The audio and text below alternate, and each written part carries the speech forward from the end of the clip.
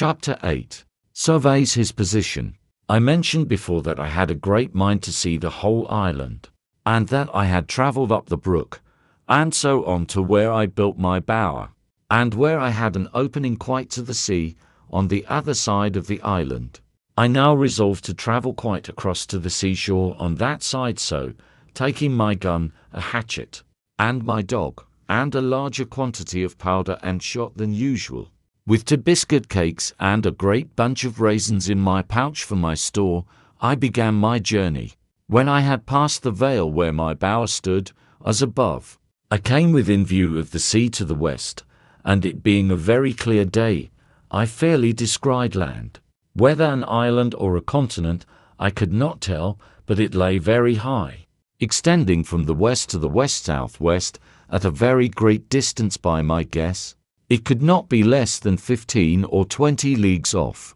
I could not tell what part of the world this might be, otherwise than that I knew it must be part of America,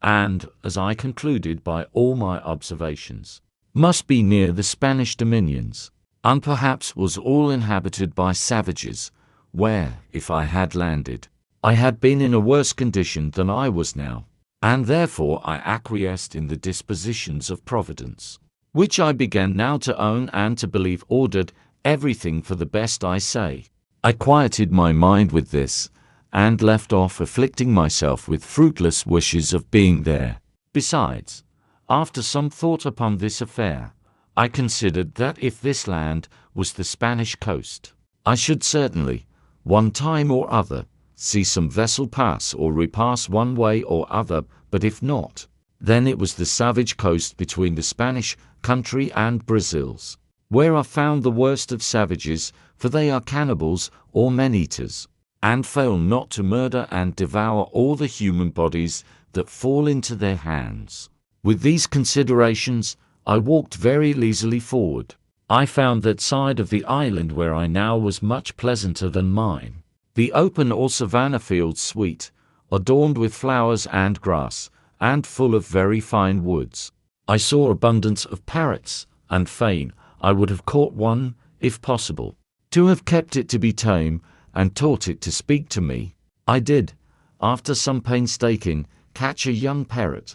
for I knocked it down with a stick, and having recovered it, I brought it home, but it was some years before I could make him speak. However, at last I taught him to call me by name, very familiarly. But the accident that followed, though it be a trifle, will be very diverting in its place. I was exceedingly diverted with this journey. I found in the low grounds hares, as I thought them to be, and foxes, but they differed greatly from all the other kinds I had met with, nor could I satisfy myself to eat them, though I killed several. But I had no need to be venturous, for I had no want of food, and of that which was very good too, especially these 3 sorts, namely goats, pigeons, and turtle, or tortoise, which added to my grapes, Leadenhall Market could not have furnished a table better than I, in proportion to the company, and though my case was deplorable enough,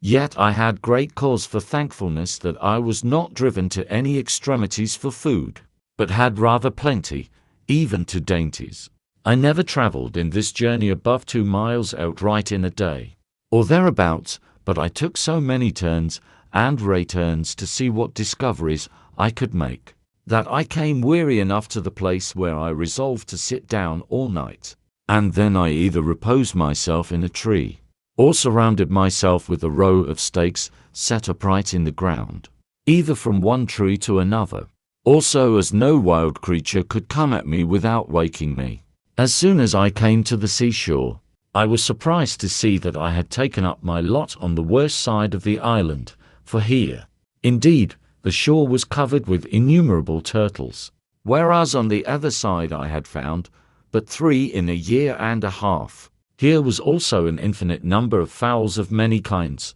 some which I had seen, and some which I had not seen before, and many of them very good meat, but such as I knew not the names of, except those called penguins. I could have shot as many as I pleased, but was very sparing of my powder and shot. and therefore had more mind to kill a she-goat if I could, which I could better feed on land, though there were many goats here, more than on my side the island, yet it was with much more difficulty that I could come near them, the country being flat and even, and they saw me much sooner than when I was on the hills. I confess this side of the country was much pleasanter than mine, but yet I had not the least inclination to remove, for as I was fixed in my habitation it became natural to me, and I seemed all the while I was here to be as it were upon a journey, and from home. However,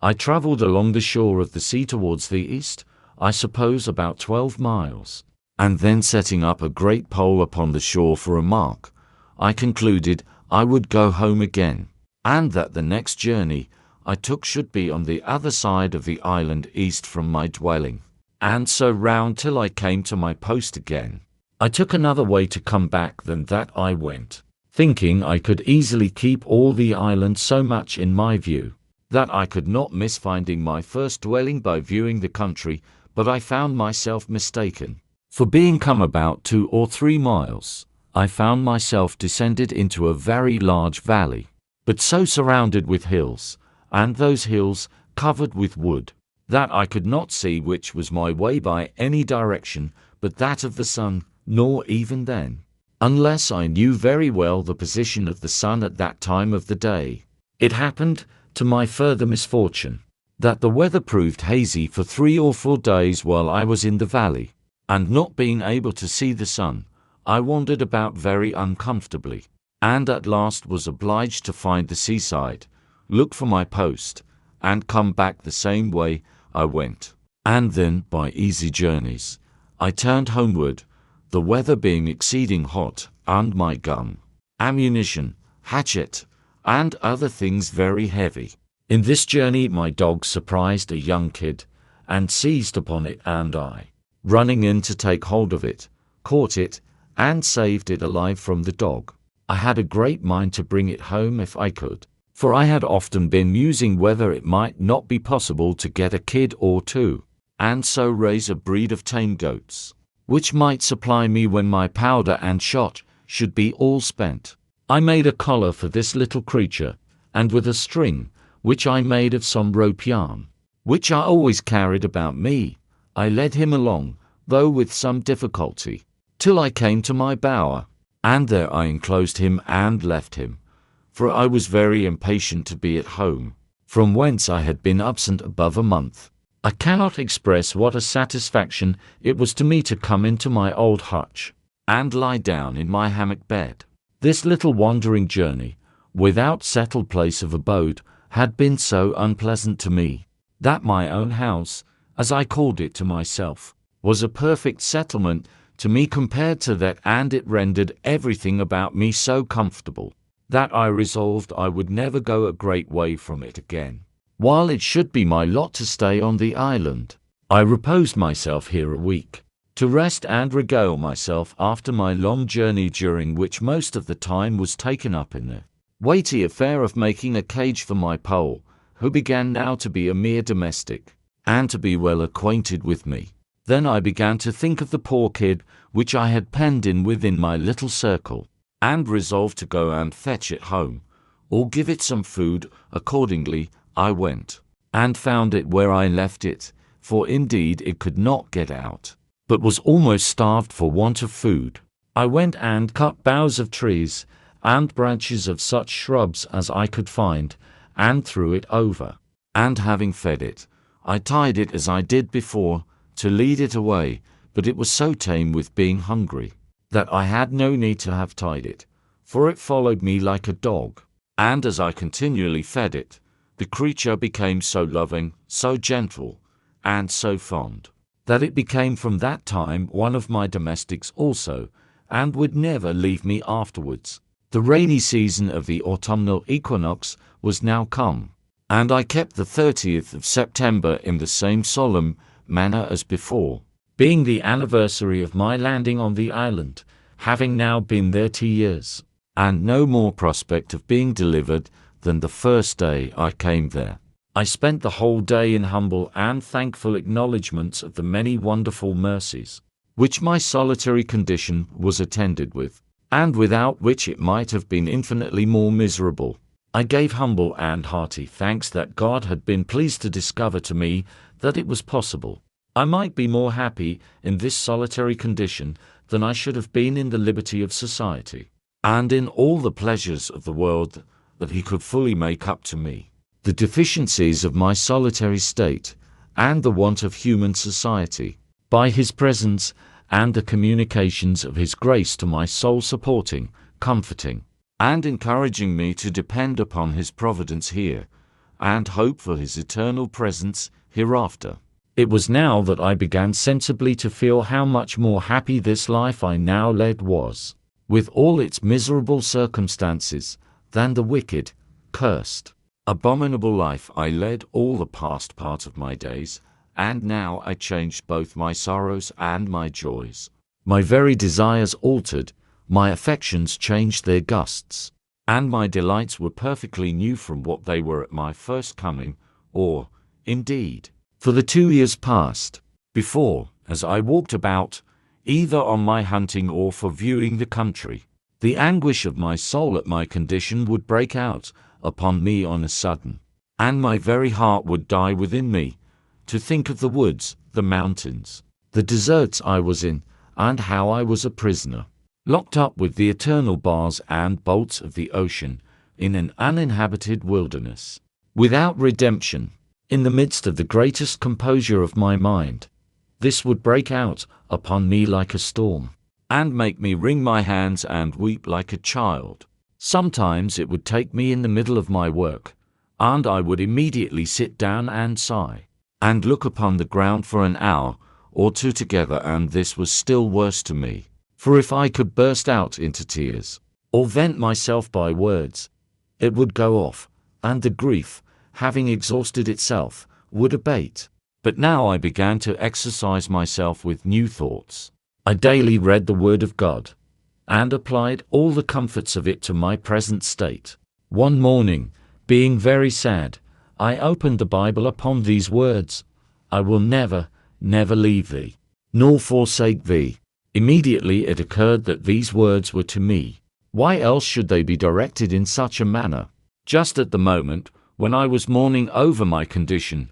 as one forsaken of God and man? "Well then," said I, "if God does not forsake me, of what ill consequence can it be? Or what matters it, though the world should all forsake me, seeing on the other hand, if I had all the world, and should lose the favor and blessing of God, there would be no comparison in the loss." From this moment I began to conclude in my mind that it was possible for me to be more happy in this forsaken, solitary condition than it was probable I should ever have been in any other particular state in the world. And with this thought, I was going to give thanks to God for bringing me to this place. I know not what it was,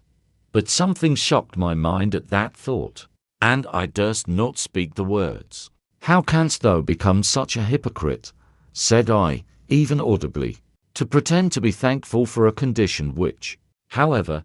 thou mayest endeavor to be contented with, thou wouldest rather pray heartily to be delivered from?" So I stopped there, but though I could not say I thanked God for being there, yet I sincerely gave thanks to God for opening my eyes, by whatever afflicting providences, to see the former condition of my life, and to mourn for my wickedness, and repent. I never opened the Bible, or shut it, but my very soul within me blessed God for directing my friend in England, without any order of mine, to pack it up among my goods, and for assisting me afterwards to save it out of the wreck of the ship. Thus, and in this disposition of mind, I began my 3rd year, and though I have not given the reader the trouble of so particular an account of my works this year as the first, yet in general it may be observed that I was very seldom idle, but having regularly divided my time according to the several daily employments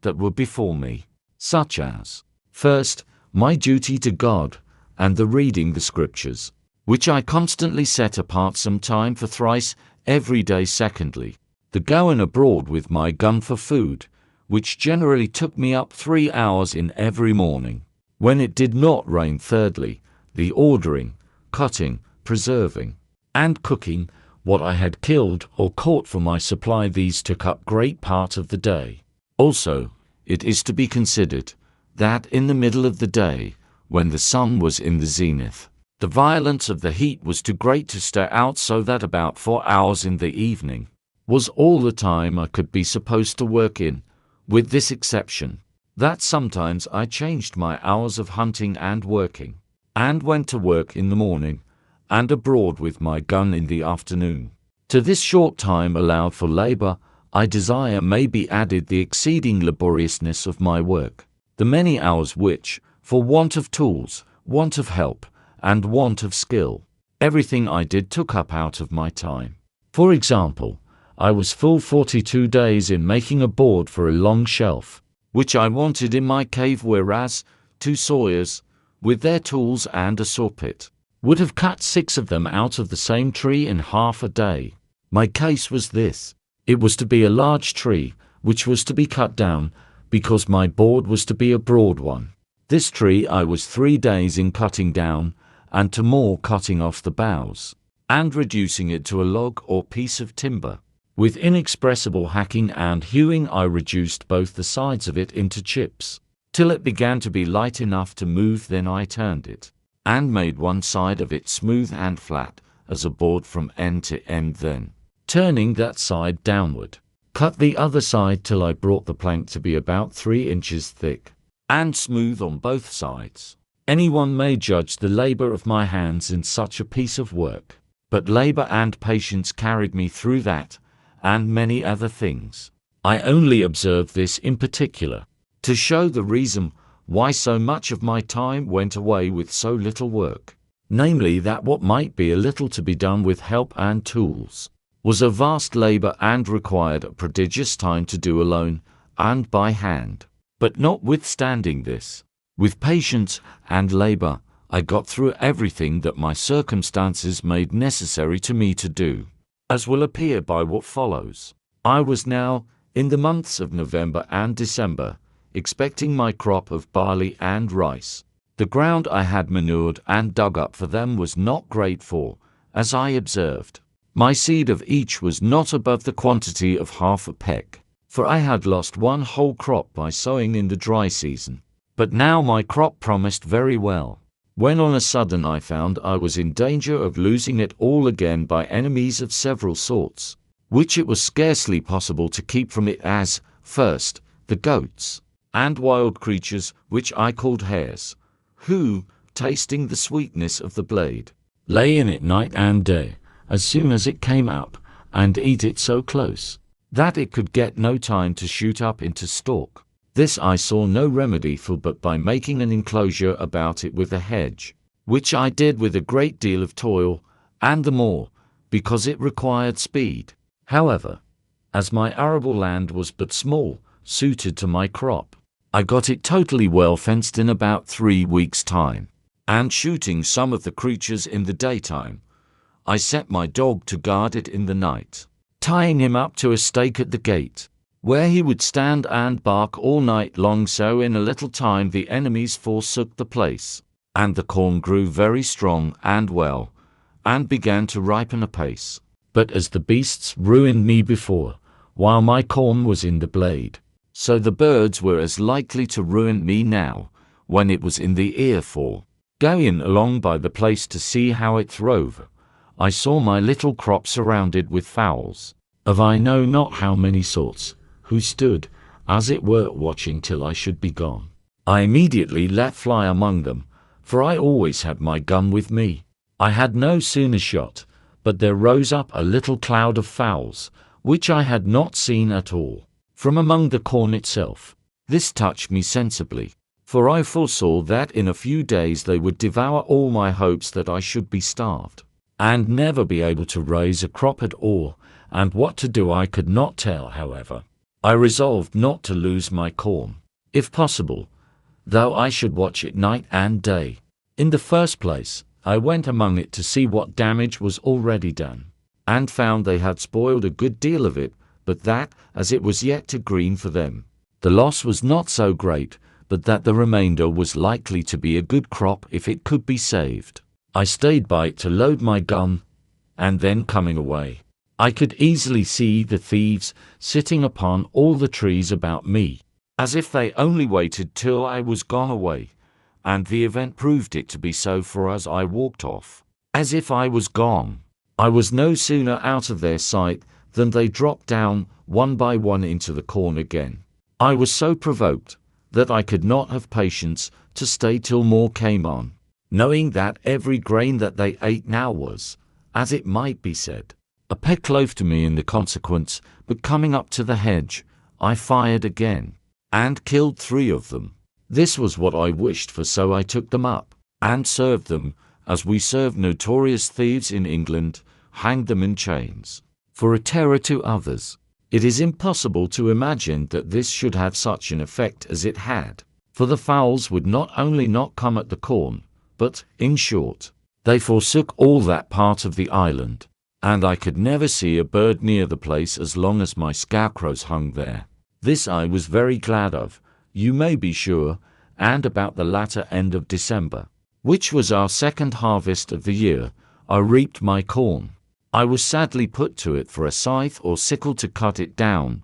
and all I could do was to make one, as well as I could, out of one of the broadswords or cutlasses, which I saved among the arms out of the ship. However, as my first crop was but small, I had no great difficulty to cut it down. In short, I reaped it in my way, for I cut nothing off but the ears, and carried it away in a great basket which I had made, and so rubbed it out with my hands. And at the end of all my harvesting, I found that out of my half-pick of seed I had near 2 bushels of rice, and about 2 bushels and a half of barley, that is to say, by my guess, for I had no measure at that time. However, this was a great encouragement to me, and I foresaw that, in time, it would please God to supply me with bread. And yet here I was perplexed again, for I neither knew how to grind or make meal of my corn, or indeed how to clean it and part it, nor,